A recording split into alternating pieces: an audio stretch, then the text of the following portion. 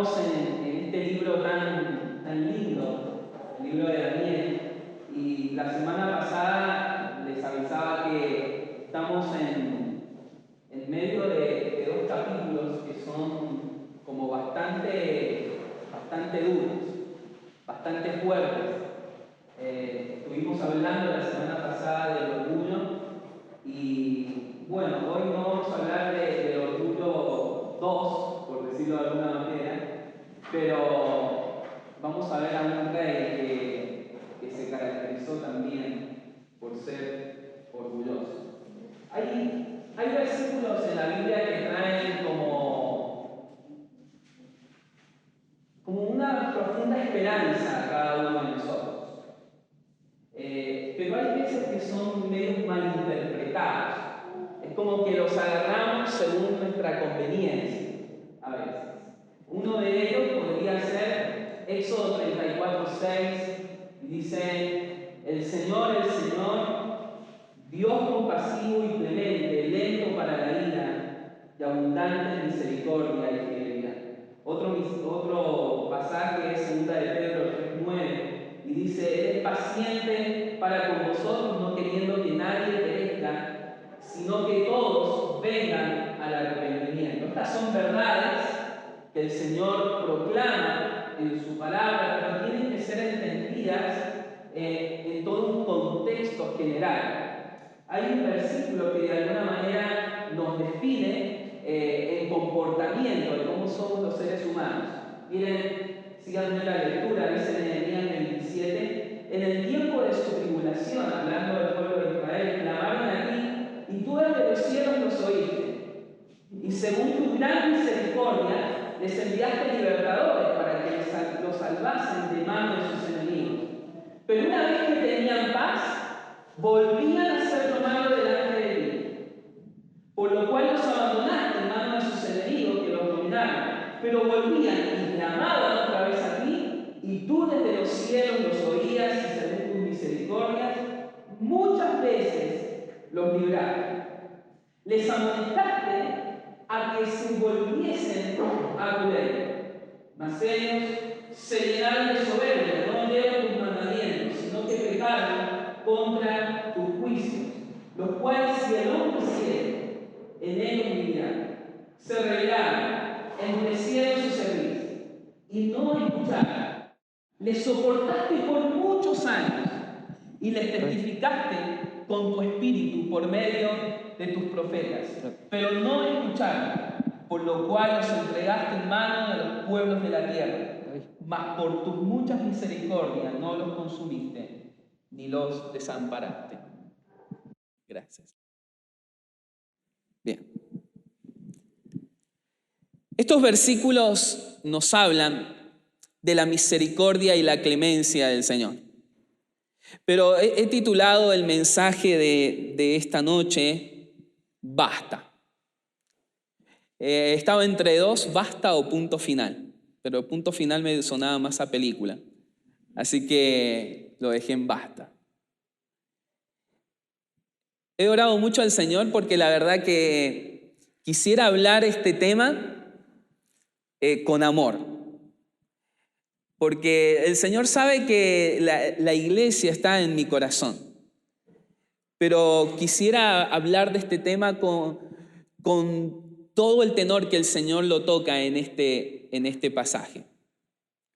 Y creo que hay momentos en donde el Señor sin duda dice basta. Y vamos a verlo a lo largo de las Escrituras. Vamos a ir al Señor en oración.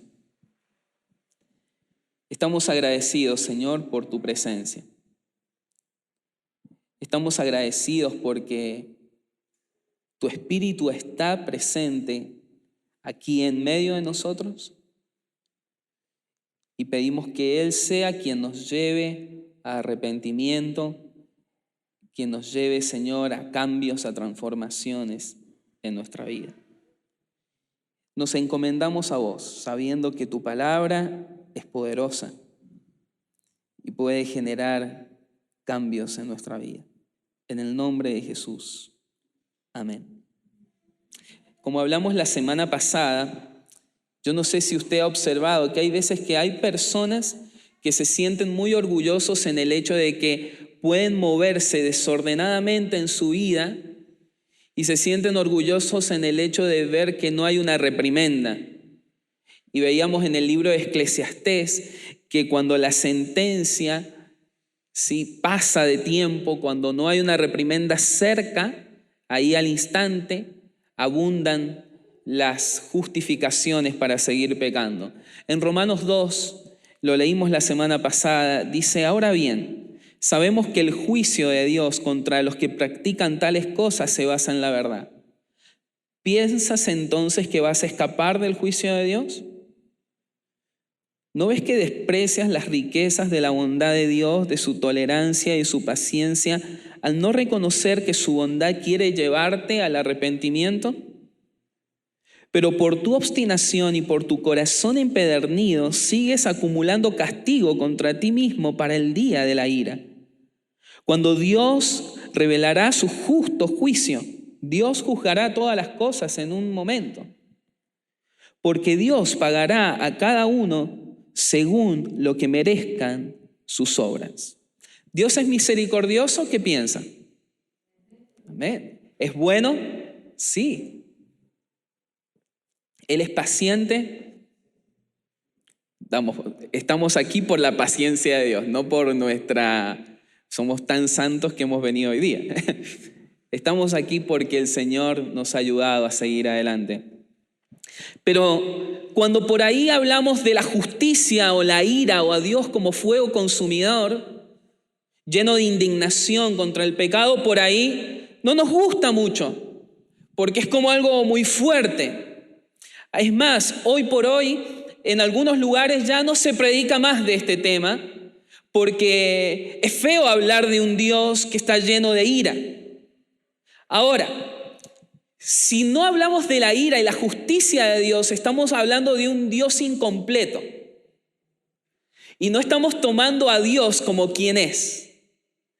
Miren, para que Dios ame de tal manera, tiene que de alguna manera odiar algo. Si Dios ama tanto, sobrenaturalmente, tiene que amar a algo que nos hace daño a nosotros. Voy a poner un ejemplo que es como feo, ¿no? Pero es para que se entienda. Imagínese a su hijo o a la persona que usted ama y que tiene un tumor dentro de él. El pecado para nuestra vida es como un tumor espiritual que nos está matando. ¿Qué haría usted o qué quisiera hacer usted si tuviera la posibilidad? ¿Qué haría con ese tumor? Lo arrancaría, lo extirparía, no dejaría un rastro. Y luego de sacarlo, ¿qué haría? Lo guardaría en una cajita de cristal, lo abrazaría. A nadie se le ocurriría hacer eso, porque es lo que está matando al objeto de su amor. Por lo tanto, Dios está lleno de ira e indignación contra la injusticia, la maldad, la depravación, el pecado. Por eso es que Dios ama de tal manera. Y el juicio de Dios hemos visto que es seguro.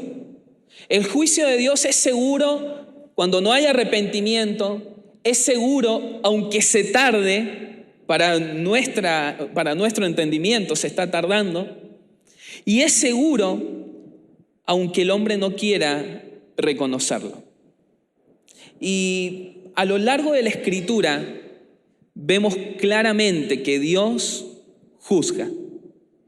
Si vamos al libro de Génesis,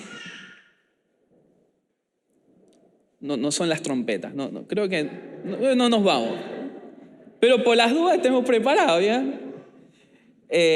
Sería tan lindo, ¿no? Que no terminemos el culto y nos vamos, ¿no? Estaría. No los vi muy convencidos, pero bueno, estaría lindo. Dios juzgó a Adán y a Eva en el Edén. Y gracias a lo que ellos hicieron, vino toda esta catástrofe que nosotros tenemos. Dios juzgó al mundo corrompido en el en el tiempo de Noé a través de un diluvio que vino sobre toda la tierra. Sobre toda la tierra. La palabra diluvio no es inundación, en el hebreo es malú, es catástrofe, es cataclismo. Dios juzgó a los capataces egipcios a través de las 10 plagas. Dios juzgó a Nadab y Abiú por ofrecer un fuego extraño. Dios juzgó a Usías, el rey Usías, por querer tomar el puesto de sacerdote y lo llenó de lepra. Dios juzgó a Moisés, a María. La juzgó, la llenó de lepra también por murmuración. Juzgó ahí a los de Coré, los tragó la tierra. Y uno dice, bueno, eso pasó solamente en el Antiguo Testamento, pero ahí cuando estaba iniciando la iglesia primitiva, estaba un matrimonio, Ananías y Zafira, dicen, mintieron al Espíritu Santo. ¿Y qué pasó? ¡Pum! Cayó muerto él, cayó muerto ella. Por mentir. Dios juzga. Y dice la palabra, alégrate, joven, en tu juventud y tome placer tu corazón en los días de tu adolescencia y anda en los caminos de tu corazón y en la vista de tus ojos. De alguna manera les está diciendo a los adolescentes, vivan como quieran, tranquilos y según lo que dicta el corazón. Pero sabe que sobre todo te va a juzgar Dios. Pero Dios juzgará toda obra buena o mala, aún la que haya sido realizada en lo oculto. Acá vemos claramente un Dios como juez. Hay un versículo que nos encanta a cada uno de nosotros. Dice, el Señor es bueno, un refugio seguro cuando llegan las dificultades. Y ha sido un versículo que ha estado en la pandemia muchísimo. Dios es bueno, pero miren qué importante cuando leemos todo el contexto de ese versículo. Dice Nahum, sígame ahí con el texto. Este mensaje sobre Nínive vino como una visión a Nahum, que vivía en el Cos. Y dice, el Señor es Dios celoso, lleno de ira y venganza. Él toma venganza de todos los que se le oponen y persiste en su furia contra sus enemigos. El Señor es lento para enojarse, pero su poder es grande y nunca deja sin castigo al culpable. Da muestras de su poder en el torbellino, la tormenta. Las nubes ondulantes son el polvo bajo sus pies. Él da la orden y los océanos se secan, los ríos desaparecen. Los buenos pastizales de Basán y el Carmelo pierden su verdor y los frondosos bosques del Líbano se marchitan. Ante la presencia de Dios, las montañas se estremecen, las colinas se derriten, la tierra tiembla, sus habitantes son destruidos. ¿Quién podrá quedar en pie ante su ira feroz? ¿Quién podrá sobrevivir ante su furia abrasadora? Su furor arde como el fuego y ante él las montañas se desmenuzan. El Señor es bueno, un refugio seguro cuando llegan las dificultades. ¡Wow! ¿Cómo cobra sentido este versículo cuando lo leemos en este contexto? Porque si Él es un refugio seguro, entonces tiene que estar lleno de ira e indignación ante enemigos espirituales, ante el pecado. Y si usted se fija en este pasaje, dice, ¿quién podrá estar en pie delante de Él? La realidad es que ninguno de nosotros podríamos estar en pie delante de Dios. Porque nuestra naturaleza pecaminosa va en contra de su santidad. Es como el arca de Noé. La ira de Dios cayó en el diluvio y la diferencia entre los que estaban adentro del arca y los que estaban afuera justamente era esto, que estaban en el arca, en Jesús, en Cristo, porque toda la ira cayó. Y durante 40 días y 40 noches el arca fue azotada por la ira de Dios, como Jesús en el madero, desnudo, con toda la ira de Dios cayendo sobre él. El arca de Dios de madera, con toda la ira de Dios cayendo sobre ella. ¿Quién podrá estar en pie? Nadie. Pero Jesucristo se puso en pie delante del Padre a favor de nosotros. Nos hace también pensar en la ira del Señor. ¿Para qué? Dice Arthur Pink, que es un teólogo ya fallecido.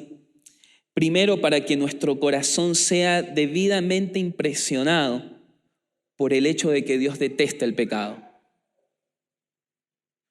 Solemos tomar el pecado de una manera muy liviana y no como Dios lo toma. Segundo, para crear en nuestro corazón un verdadero temor a Dios y para que nuestra alma se proyecte en ferviente alabanza y de esta manera sirvamos al Señor. El pasaje que nos toca ver hoy día habla del juicio del Señor. Y quiera Dios que podamos tomar esto, porque pensar en el juicio de Dios tiene que llenarnos de algo, de temor, y no es malo. Es un temor reverente hacia Dios. Pero si estamos en Cristo, gozamos, ¿sí?, de su bendición. Pero si acaso en algo el Señor hoy le muestra que usted está caminando desobedientemente, entonces es tiempo de que nos arrepintamos y volvamos al Señor. Lo primero que vamos a ver en este pasaje, están todos con R para que nos ayude a recordarlo, ¿sí? Lo primero es una rebelión total. Y estamos en Daniel capítulo 5 y vamos a ver los primeros versículos. El rey Belsasar hizo un gran banquete a 1000 de sus príncipes y en presencia de los 1000 bebía vino. Belsasar, con el gusto del vino, mandó que trajesen los vasos de oro y de plata que Nabucodonosor su padre había traído del templo de Jerusalén, para que bebiesen en ellos el rey, sus grandes, sus mujeres, sus concubinas. Entonces fueron traídos los vasos de oro que habían traído del templo de la casa de Dios, que estaban en Jerusalén, y bebieron en ellos el rey, sus príncipes, sus mujeres y sus concubinas. Bebieron vino y alabaron a los dioses de oro, de plata, de bronce, de hierro, de madera y de piedra. Lo que nos enseña primeramente este capítulo, hay que tener algo en cuenta. Del capítulo que vimos la semana pasada, capítulo 4, al capítulo 5, han pasado aproximadamente unos 20, 30 años. Hemos viajado rapidísimo en el tiempo, ¿no? 20 años a 30 años. Y desde el capítulo 1, cuando Daniel era aproximadamente de 13, 14 años, ahí tenemos a Santi, más o menos tenía tu edad, Daniel, cuando toma la determinación de no contaminarse. A este capítulo tiene aproximadamente Daniel 86 años. Han pasado aproximadamente, ¿sí?, unos 70 y pico de años, 60 y algo. Daniel ya era un anciano. Hay algo que veo en Daniel y es que uno lee la Biblia y parece que no ha pasado el tiempo, porque Daniel sigue hablando igual. Daniel no ha cambiado en su fidelidad y determinación, aunque ya está viejito, pero él sigue fiel al Señor. Es importante que nos ubiquemos contextualmente. Justo Belsasar subió una selfie ahí a Face, así que lo agarré justo. Belsasar, ahí lo tenemos. Belsasar, dice este pasaje, que era hijo de Nabucodonosor, pero la palabra que aquí se utiliza como Nabucodonosor tu padre es la misma para abuelo. Y la realidad histórica nos muestra de que Belsasar era hijo de un personaje que no aparece, una más fea le busqué a este, Nabonido. Nabonido era el papá de Belsasar, ¿sí? Y reinó en ese tiempo, del 556 al 539, y tenemos a Nabucodonosor, ¿sí?, que es el abuelo de él, el papá de él. Ahora, esta vendría a ser la línea genealógica, digamos, pero es algo interesante. Cuando él muere, cuando Nabucodonosor muere, fue tan esplendoroso en su reinado que cuando él murió necesitó 3 que lo sucedieran. Había 3 que cumplían de alguna manera esta tarea que hacía Nabucodonosor. Y tenemos a Nabonido, tenemos también se me fue el nombre, después se los digo cuando me acuerde. Está en Jeremías, Edil Malgur, algo así se llama, que reinó junto con Nabonido, y tenemos a Belsasar, que era hijo de él. Hay algo importante aquí. Él no era rey, su papá era el rey. Pero su papá era alguien que siempre era como Nabucodonosor, se movía de acá para allá, era medio inquieto y andaba conquistando reinos. Por lo tanto, el que quedaba y disfrutaba de la plata que tenía el padre, bueno, esto pasa, ¿sí? Y le gastó toda la plata de la empresa al padre, bueno, era Belsasar, era un arrogante. Algo que vemos en esta historia, en los primeros 4 versículos, de esta rebelión total, primero que era un banquete, casi todos coinciden en que era un banquete a Bel. Bel era el dios de Babilonia. Era un banquete en honor a Bel y bueno, él llevaba el nombre de su Dios. Algo que vemos también, quería alardear. Dice que en presencia de 1000 bebía vino. Cuando dice en presencia de 1000 bebía vino, la construcción de la frase está diciendo que él presidía la mesa, que él era quien presidía los brindis de alguna manera. Él estaba sobre una plataforma superior e iba guiando todo este festín. Estaba recontento este tipo. Algo que vemos también, seguramente esta fiesta no ha durado un día. Era una fiesta que venía ya de días y días. Era una fiesta donde reinaba el libertinaje. Hay muchos escritos paganos que inclusive ellos veían muy mal que los reyes o príncipes bebieran vino en público. Si ustedes se fijan, varias veces dice bebía vino. Lo que está diciendo acá, ya hay una frase que es muy importante, dice, con el gusto del vino hizo traer los vasos del templo. Con el gusto del vino, la palabra gusto significa tim. En hebreo es la misma palabra, miren qué interesante, que aparece en el Salmos 23, es apacentar. Lo que estaba diciendo, lo que dice este pasaje es que el vino lo estaba gobernando, lo estaba pastoreando, lo estaba apacentando a Belsasar. Él se estaba dejando llevar por el vino. No quiero hablar del vino, ¿no? Estamos en Mendoza encima. Pero la realidad es que el Señor no está en contra del vino, pero sí en contra de la borrachera. Es algo que la Biblia lo denuncia.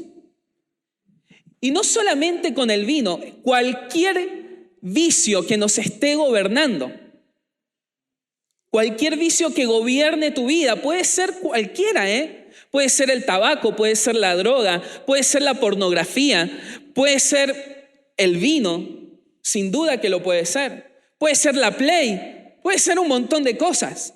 Todo aquello que esté gobernando nuestro corazón y que no sea el Espíritu Santo. No se embriaguen con vino, dice la palabra.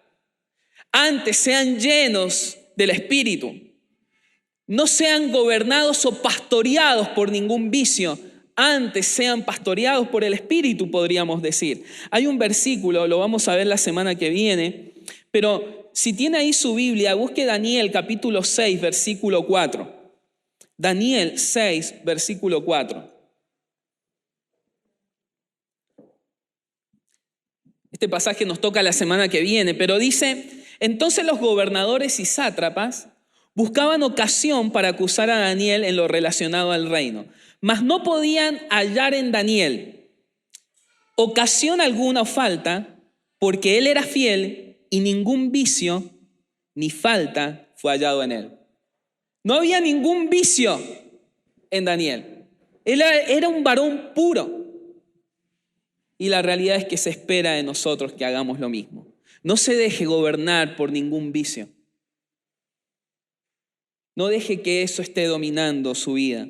La noche está por llegar a su fin, dice Romanos. Ya que nosotros pertenecemos al día, vivamos como de día. No participen en la oscuridad, en fiestas desenfrenadas y borracheras. No vivan en promiscuidad sexual e inmoralidad.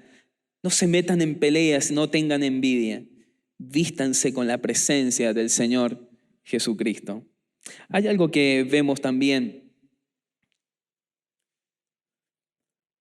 Había una revelación divina. Pero antes de entrar a esta revelación divina, quiero darles la razón por la cual llegó esta revelación divina. Había un desorden sexual en ese lugar terrible y profanación. Belsasar estaba llegando al clímax de la profanación. Dice que llamó a sus concubinas y a sus esposas. Por lo tanto, practicaba el adulterio y practicaba la fornicación. Y brindaba por esto. Estaba feliz y lo festejaba. Él festejaba el pecado. Esto es terrible. Se sentía orgulloso de pecar. Pero también profanaba porque utilizó los vasos del templo de Dios, que eran sagrados, para un uso idolátrico. La profanación es darle a las cosas sagradas un uso común o natural. Hay muchas veces que aparece la palabra profanación en la Biblia. Esaú fue un profano porque menospreció las bendiciones de Dios. En Éxodo habla de que el usar el día del Señor para cualquier cosa también es profanación, porque es algo sagrado para Él. ¿Se profana cuándo? Se profana cuando yo sirvo, por ejemplo, al Señor, estoy sirviendo, pero al mismo tiempo estoy en obras deshonrosas. Por ejemplo, estoy sirviendo al Señor, tal vez en el ministerio de la alabanza o en cualquier ministerio, pero a la vez soy un adicto a la pornografía. Estoy sirviendo al Señor en el ministerio de la palabra, pero a la vez con mi misma boca estoy mintiendo, estoy alabando otras cosas, estoy hablando mal, murmurando de mis hermanos. Eso es profanar. Cuando uso el matrimonio, que es algo sagrado para el Señor, para otras cosas. El Señor toma muy en serio este tema. Y me llama la atención que de alguna manera se está describiendo aquí Babilonia. Hace poquito estoy en un curso, podríamos decir, de consejería, que está relacionado específicamente con personas que tienen problemas con la pornografía y diferentes desórdenes sexuales. Y me llamó la atención que se está pensando en este tiempo en otras partes del mundo, bien cómo esto va avanzando, lo de filosofías de género y demás. Capaz que han sentido esta palabra, pero hay en lugares donde se está tratando de sacar la palabra adulterio y reemplazarla por poliamor. ¿La han sentido la palabra poliamor? Bueno, en series se habla muchísimo de esto. Es otra forma de amar. Ahora, dentro de esa palabra poliamor, en algunos países, ¿sí?, ya están legalizando la pedofilia, metiéndolo allí como otra manera de amar. Esto es Babilonia. Y Dios va a decir basta. No me quiero adelantar, pero miren la revelación que llega en aquella misma hora. Aparecieron los dedos de una mano, me encanta esto, los dedos de una mano de hombre que escribía delante del candelero sobre lo encalado de la pared del palacio real. Y el rey veía la mano que escribía. En aquella misma hora, fue en un instante, cuando la noche estaba más oscura, cuando la profanación había llegado a la cúspide, cuando el desorden inmoral había llegado a rebalsar. Entonces, en esa misma hora, cuando había el mayor desenfreno, en el relajo, cuando menos lo esperaban, en medio del festín, el Señor dijo, basta, basta. Dice aquí que era una mano de hombre. Las manos de los babilonios habían corrompido y estaban queriendo prostituir de alguna manera todo aquello que le pertenecía a Dios. Ahora la mano de hombre iba a dar la sentencia final a este rey. Capaz que fueron los mismos dedos que escribieron las tablas de la ley. Capaz que fueron los mismos dedos que escribieron en la tierra y los fariseos tuvieron que largar sus piedras. No sabemos qué dedos habrán sido, pero hay algo interesante aquí. Dice, delante del candelero. El candelero seguramente ha sido el del templo del Señor, que Nabucodonosor lo robó. Ahora Dios dice, yo voy a iluminar tu sentencia. ¿Saben qué hace Dios? Lo privado lo va a hacer público. Toda obra secreta saldrá a la luz. Yo creo que esto nos debe llevar a arrepentimiento, a nosotros y a la humanidad también. Pero la humanidad está endurecida. Y dice aquí, sobre lo encalado de la pared. Esto es interesante porque en Babilonia está todas las paredes, ustedes lo habrán visto en películas, ¿sí? Que se pintaban las batallas, se pintaban las dinastías. Bueno, Dios dice, yo no te lo voy a pintar. Encalado significa que va a romper la pared y lo va a calar con un dedo. ¡Wow! Empezaron a sentir como un roto percutor rompiendo la pared y escribiendo una sentencia. Vamos a ver cómo se sintió este hombre. Vamos a ver ahora una reacción desesperada. Entonces el rey palideció. Sus pensamientos lo turbaron, se debilitaron sus lomos, sus rodillas daban una contra la otra. El rey gritó en alta voz que hiciesen venir a los magos, caldeos, adivinos. Y dijo el rey a los sabios de Babilonia, cualquiera que lea esta escritura y me muestre su interpretación, será vestido de púrpura. Estaba ofreciendo todo lo que tenía, regalos, posiciones. Por favor, que alguien venga. Palideció. Cuando mayor era el ruido de la celebración, ocurrió lo que tanto él temía. Se puso blanco, perdió su color, se confundió, se perturbó. ¿Vieron que dice se debilitó? La palabra debilitó es en hebreo se descosió. Tiene la idea, tal vez alguien lo ha hecho alguna vez, sí, yo porque me gusta sacar las hilachitas, voy a empezar a descoser las cosas. Bueno, tiene la idea de agarrar un hilito y empezar a... Me encantaba a mí destejer cuando estaba con mi abuela, me daba algo, yo te lo destejo, ¿sí? Tejer es difícil, ¿no? Y lo destejía, pero tiene la idea de la acción de destejer y descoser, de una acción que no termina. Una acción que no termina hasta dejarlo vacío. La palabra mandó a llamar es Beagil y quiere decir un grito desesperante, de pánico. No haya respuestas a este hombre. El mundo está desesperado por respuestas. También buscan magos, también buscan astrólogos, también buscan diferentes caminos. Pero no haya la paz. A modo de paréntesis, entra este tema de una reputación guardada. Miren estos versículos. La reina, por las palabras del rey y sus príncipes, esto tiene la idea de que se sentía el jolgorio y el grito de este rey llegó hasta donde estaba la reina. Entró a la sala del banquete y dijo, rey, vive para siempre, no te turben tus pensamientos ni palidezca tu rostro. Estaba pálido el tipo. En tu reino hay un hombre en el cual mora el espíritu de los dioses santos y en los días de tu padre se halló en él luz e inteligencia y sabiduría como sabiduría de los dioses. Al que el rey Nabucodonosor, tu padre, oh rey, constituyó, miren qué importante este dato, constituyó, ¿qué? Jefe sobre todos los magos, astrólogos, caldeos y adivinos, por cuanto fue hallado en él mayor espíritu y ciencia y entendimiento para interpretar sueños y descifrar enigmas y resolver dudas.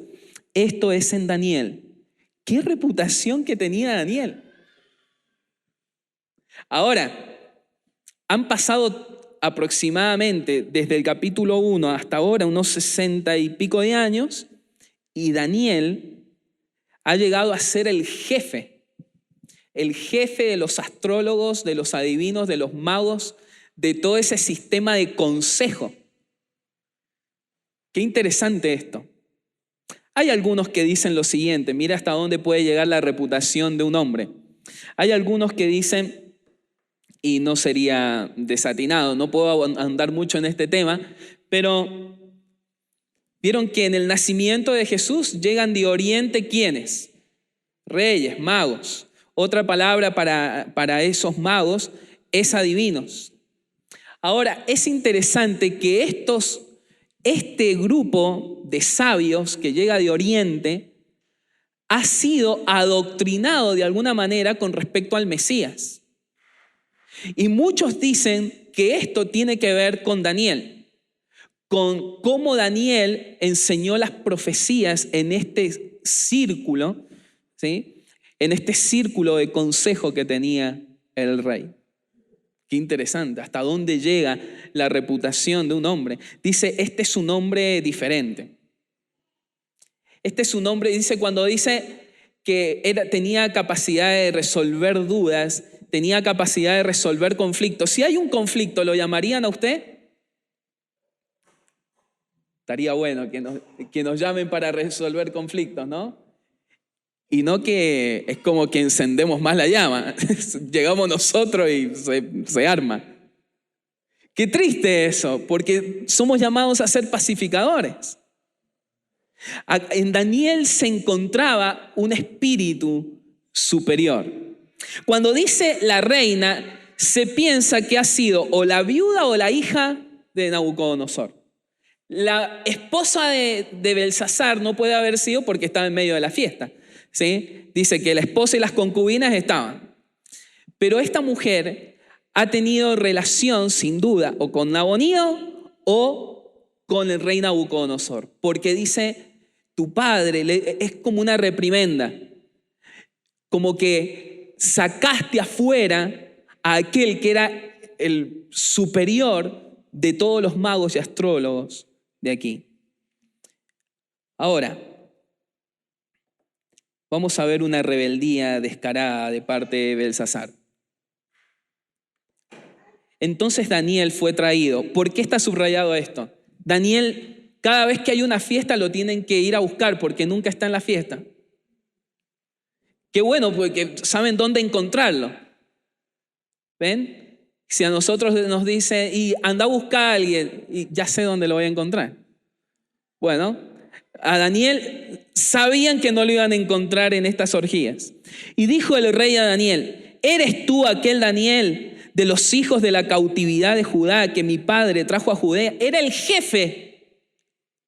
Daniel era el jefe y este hombre dice, sos vos, que nunca he charlado con vos.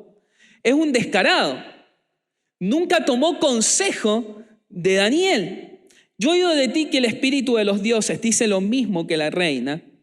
Y miren lo que me va a decir acá el versículo 16.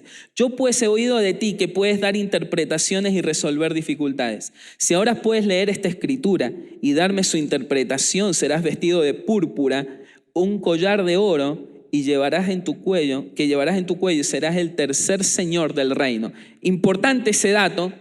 Cuando dice, serás el tercer del reino, ¿ven? Ahí vemos que él, Belsasar, era el segundo.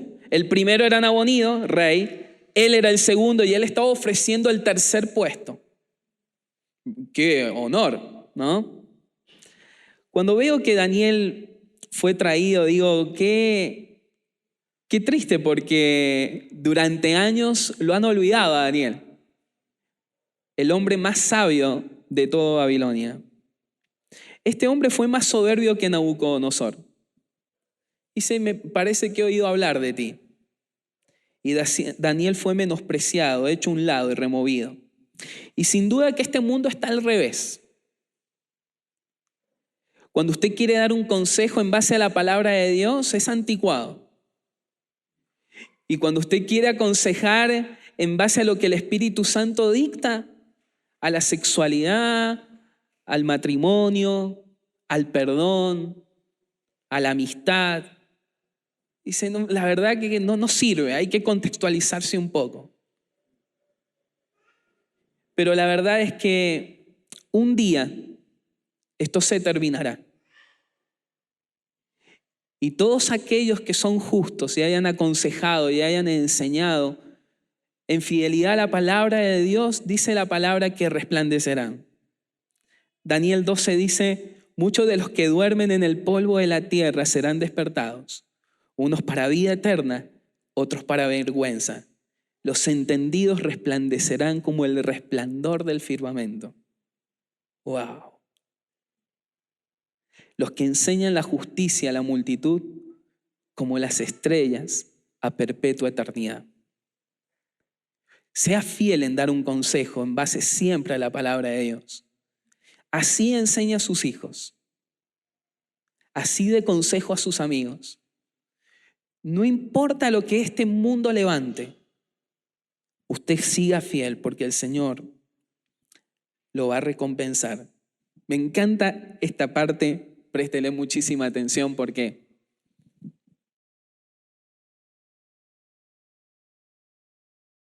es rebelión castigada. Entonces Daniel respondió y dijo delante del rey, me encanta la respuesta de Daniel, tus dones sean para ti y da tus recompensas a otros. Guardate los favores, los regalitos, la posición, todo. Voy a leer la escritura al rey. Lo trata de tercera persona encima. Me encanta. Ya no está tan suavecito Daniel, ¿eh? No le dice como a Nabucodonosor, oh rey. No. Ya está hablando en otro tono. Voy a leer la escritura y le daré la interpretación. Ahora sí. El Altísimo Dios, oh Rey, dio a Nabucodonosor, tu padre, el reino, la grandeza, la gloria, la majestad, y por la grandeza que le dio, todos los pueblos, naciones, lenguas, temblaban y temían delante de él. A quien quería mataba, y a quien quería daba vida, engrandecía a quien quería y a quien quería humillaba. Mas cuando su corazón se ensoberbeció y su espíritu se endureció en su orgullo, fue depuesto del trono de su reino y despojado de su gloria. Y fue echado de entre los hijos de los hombres. Y su mente, todo lo que vimos la semana pasada, pero quiero que vayamos al versículo 22, aquí. Versículo 22. Dice, y tú, su hijo, Belsasar, no has humillado tu corazón sabiendo todo esto, sino que contra el Rey del cielo te has ensoberbecido e hiciste traer delante de ti los vasos de su casa, y tú y tus grandes, tus mujeres, tus concubinas, bebisteis vino en ellos. Además de esto, diste alabanza a dioses de plata y oro, de bronce, de hierro, de madera, de piedra, que ni ven, ni oyen, ni saben, y al Dios en cuya mano está tu vida y cuyos son todos tus caminos, nunca honraste. Yo no sé si a Belsasar alguna vez le han hablado así.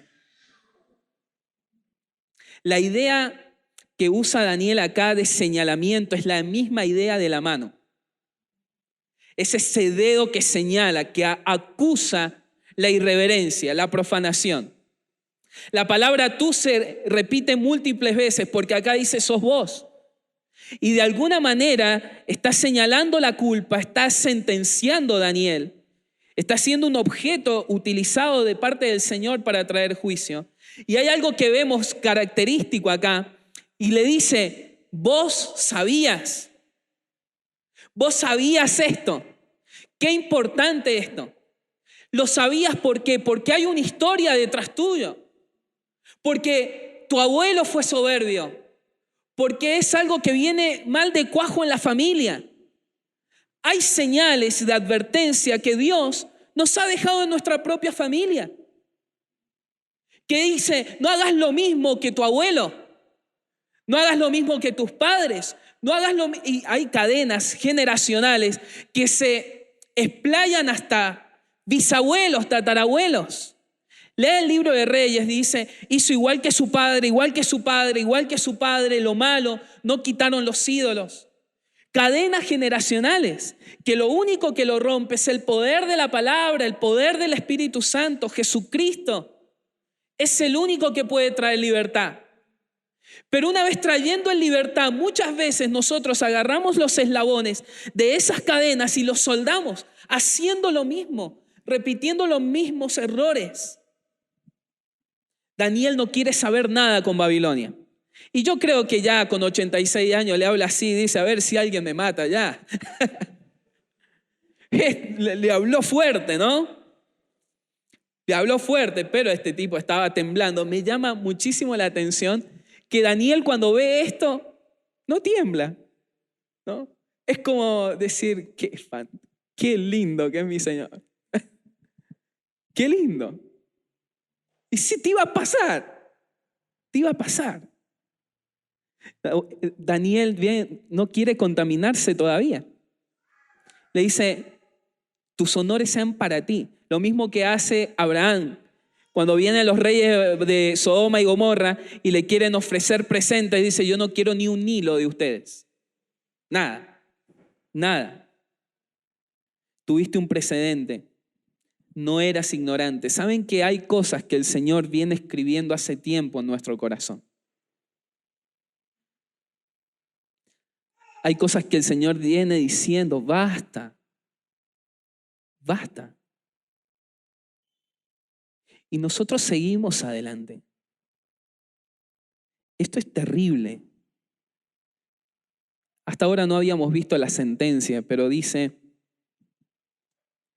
entonces de su presencia fue enviada la mano que trazó esta escritura.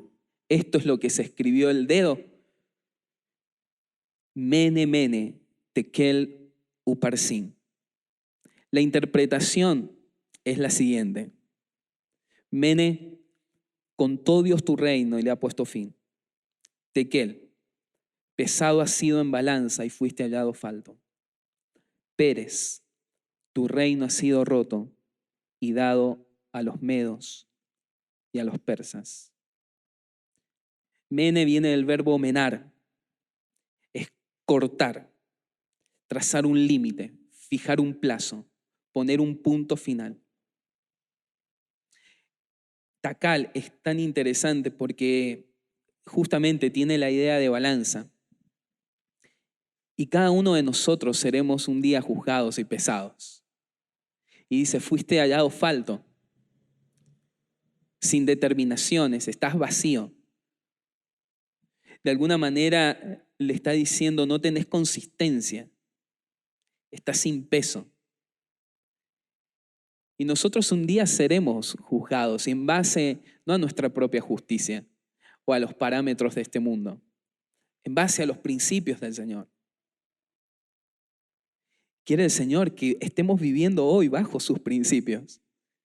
¿Y puede pasar que haya algo que estés haciendo hoy que esté fuera de los principios de Dios? Seguro que sí. Y el llamado en esta noche es a cambiar de rumbo. Sé valiente y decí, hoy va a ser la última vez que el Señor va a tener que advertirme sobre esto. Yo voy a cambiar de rumbo. Miren, especulamos por ahí con el tiempo. Especulamos mucho. Dice la palabra a la iglesia en Apocalipsis, le di tiempo para arrepentirse, pero no quiso arrepentirse. Ninguno de nosotros sabe cuál va a ser la última degustación de ese vicio que tenés. ¿Cuál va a ser el último sorbo de ese vicio que tenés? Nadie sabe cuándo va a ser la última vez que te metas a un sitio que sabes que no tenés que meterte, sea virtual, sea físico. Nadie sabe cuándo va a ser la última vez que tengas una relación sexual ilícita. Nadie lo sabe. Y especulaba, ¿ven? Especulaba. Cuando menos lo pensaba, llegó la revelación cumplida. Así termina este pasaje. Entonces mandó Belsasar vestir a Daniel de púrpura, le quiso dar todas las cosas. La misma noche, dice el versículo 30, fue muerto Belsasar, rey de los caldeos. Y Darío de Media tomó el reino siendo de 62 años. Algo que vemos en este pasaje es que prometió cosas que ni sabía que podía cumplir. Seguía en su orgullo. A Nabucodonosor, ¿cuánto tiempo le dio? 1 año para que se arrepintiese. A Belsasar no pasó la noche. Qué bien nos hace pensar en el juicio del Señor. ¿Para qué? Porque dice Romanos, es que esto es por mi misericordia, es porque yo te amo. Y uno dice, llegan estas advertencias, Dios es malo. Para nada. Demasiado advierte el Señor a nuestras vidas. Ahora, la palabra del Señor se cumple y para terminar, yo quiero llevarlo en un recorrido rápido. ¿Me sigue? ¿Está? Terminamos con esto. Dios cumple su palabra. Lo que dijo de Babilonia, la Babilonia está pasada, lo cumplió. Se destruyó Babilonia en este día. Se destruyó, pero hay algo importante. 200 años antes que fuera traída Jerusalén a Babilonia como cautiva, ya Dios había dicho cómo iba a pasar. Miren, hay un pasaje aquí, síganme con la lectura simplemente. 200 años antes aproximadamente, esto le dice el Señor a Ciro. Muchas veces hemos leído este pasaje y lo dedicamos en promesas inclusive. Pero este pasaje es una profecía que se cumplió en ese momento y también tiene una proyección futura con Cristo, ya que Ciro es una transliteración en el hebreo de Cristo. Por eso cuando leemos esto decimos, es Cristo, ¿sí? Porque esto también se va a cumplir en el futuro en una Babilonia que está instalada hoy. Y dice, esto le dice el Señor a Ciro, su ungido, cuya mano derecha llenará de poder. Ante él los reyes poderosos quedarán paralizados de miedo. Se abrirán las puertas de sus fortalezas y nunca volverán a cerrarse. Esto dice el Señor, iré delante de ti, Ciro, y allanaré los montes, echaré abajo las puertas de bronce, cortaré las barras de hierro. Así eran las puertas de Babilonia. Te daré tesoros escondidos en la oscuridad, riquezas secretas, lo haré para que sepas que yo soy el Señor, Dios de Israel, el que te llama por tu nombre. Miren lo que dice, tengan a Babilonia acá, ¿sí? A Babilonia histórica aquí en la mente. 100 años antes, el profeta Jeremías. Palabra que habló Jehová contra Babilonia, contra la tierra de los caldeos, por medio del profeta Jeremías. Anunciad en las naciones y haced saber, levantad también bandera, publicad y no encubráis, decid, tomad es Babilonia, Bel es confundido, deshecho es Merodac, destruidas son sus esculturas, quebrados son sus ídolos. Todavía no pasaba nada con Babilonia, porque subió contra ella una nación del norte, la cual pondrá su tierra en asolamiento y no habrá ni hombre ni animal que en ella more. Huyeron y se fueron. Ya acá nos dice que Babilonia iba a ser destruida por una nación del norte, por Ciro, ¿sí? Algunos dicen que Ciro ni había nacido. Algunos dicen que Ciro en este tiempo era pequeño. Y algunos toman a Ciro como como César, digamos. Pero la realidad es que este hombre se llamó Ciro. Sigamos. Miren lo que dice. Versículo 31. He aquí, yo estoy contra ti, oh soberbio, dice el Señor, Jehová de los ejércitos, porque tu día ha venido, el tiempo en que te castigaré, y el soberbio tropezará y caerá, y no tendrá quien lo levante, y encenderé fuego tus ciudades y quemaré todos tus alrededores. Te puse lazos y fuiste tomada, oh Babilonia, y tú no lo supiste. La idea es de lazo, esto fue sorpresivo. Fuiste hallada y aún presa porque provocaste a Jehová. Estamos hablando de 100 años antes, no se lo olvide. Por tanto, así ha dicho Jehová, he aquí que yo juzgo tu causa y haré tu venganza, y sacaré su mar y haré que su corriente quede seca, sequedad sobre sus aguas y se secarán, porque es tierra de ídolos y se entontecen con imágenes. Fíjense qué interesante lo que está diciendo, es que la destrucción vendría mediante agua. Tengan eso en mente, ¿sí? Limpiad las saetas, embrazad los escudos. Ha despertado Jehová el espíritu de los reyes de Media, porque contra Babilonia es su pensamiento. Si hubiera escuchado el consejo de este tipo, para destruirla, porque venganza es de Jehová y venganza de su pueblo. Tú, la que moras entre muchas aguas. ¿Lo ven? ¿Saben por qué dice esto?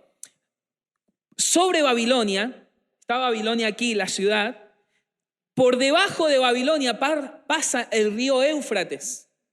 Y el Éufrates era la gloria de Babilonia. ¿Sí? Ellos estaban orgullosos porque estaban rodeados de agua. Bien. Seguimos. Miren esto. Aunque suba Babilonia hasta el cielo y se fortifique en las alturas, sobre los muros de Babilonia, dicen los historiadores que cabían 4 carros de caballos, uno al lado del otro. Tremendos muros tenía, tremendos muros. De mí vendrán a ella destruidores, dice Jehová. Óyese el clamor de Babilonia y el gran quebrantamiento de la tierra de los caldeos, porque yo Jehová destruiré a Babilonia y quitaré de ella la mucha jactancia y bramarán sus olas. Como sonido de muchas aguas será la voz de ellos y embriagaré a sus príncipes. ¿Lo ven? Embriagaré 100 años antes estamos. Embriagaré a sus príncipes, a sus sabios, sus capitanes, sus nobles, sus fuertes, dormirán un sueño eterno y no despertarán, dice el Señor, cuyo nombre es Jehová de los ejércitos. El muro ancho de Babilonia, versículo 58, será derribado, bueno, y la queman. El día de su fiesta sería el funeral. ¿Saben que hay un libro que se llama Las Crónicas de Babilonia? Este libro es secular y justamente cuenta esto. Jeremías lo contó 100 años antes, pero justamente cuenta esto, que Ciro se levantó con el ejército de Media y de Persia contra Babilonia. Como era un ejército tan poderoso, dijeron algo, los babilonios. Lo vieron a Ciro y dijeron, quedémonos adentro de la ciudad. Se encerraron en este muro, puertas de bronce, terrible construcción. Cuando estaban allí dentro, ¿sí? Lo que hicieron, ellos tenían 20 años aproximadamente para vivir con las provisiones que tenían. Y Ciro estaba afuera y quería conquistar Babilonia y el Señor iba delante de él y era un instrumento del Señor. Iba a castigar Babilonia. Pero tenían más provisiones adentro de Babilonia que afuera. Entonces dice que Ciro, esta historia, que Ciro empezó a caminar y dice, ¿qué hacemos? ¿Qué hacemos? Vio el Éufrates. Entonces agarró y bloqueó el Éufrates en la salida y en la entrada de la ciudad. Hasta que pasaron unos días y se secó. ¿Vieron? Se secó lo que decía Jeremías. Las muchas aguas se secaron. Ahora, cuando se secó, dice que entró todo el ejército de Media y de Persia a Babilonia. Y la quemó. Los destruyeron. Se cumplió lo que el Señor había dicho. ¿Y por qué le digo esto? Porque así como Dios cumplió su palabra 100 años antes con respecto a la Babilonia pasada, también lo hará con la Babilonia actual. Con esta Babilonia, con este sistema depravado, desordenado, lleno de filosofías diabólicas, sabiduría animal, carnal, Dios le pondrá punto final y dirá, basta.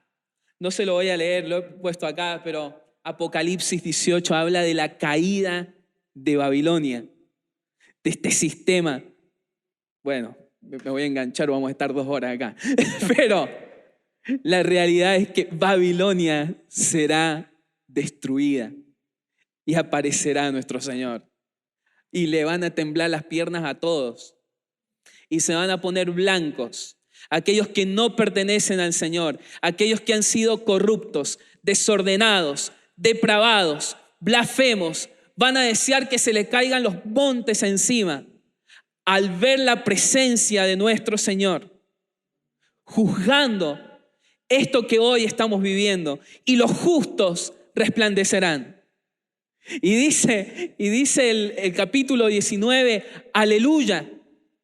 Es un grito de victoria. ¿Por qué? Porque el Señor hará justicia. Y nos hace bien ver este atributo de nuestro Señor. Porque cuando estamos en Él, vivimos en paz. Y sabemos que Él es un castillo fuerte para los que confían y obedecen su palabra. Hoy el Señor nos llama a habitar en Él, en su voluntad, a vivir bajo sus principios, a ser valientes. Y si acaso el Señor hoy está escribiendo en la pared de nuestro corazón y diciendo, va a llegar un punto en donde ya se acaba esto. Entonces que podamos volvernos hoy día al Señor y decir basta. En el nombre del Señor decimos basta. Vamos a ir al Señor en oración.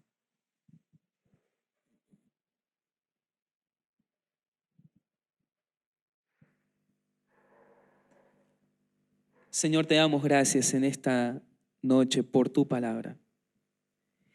Qué bien nos hace, Señor, observar tus mandamientos. Gracias, Señor, porque un día vos volverás. Y nosotros, Señor, resplandeceremos contigo. Gracias porque tus juicios son verdaderos y justos.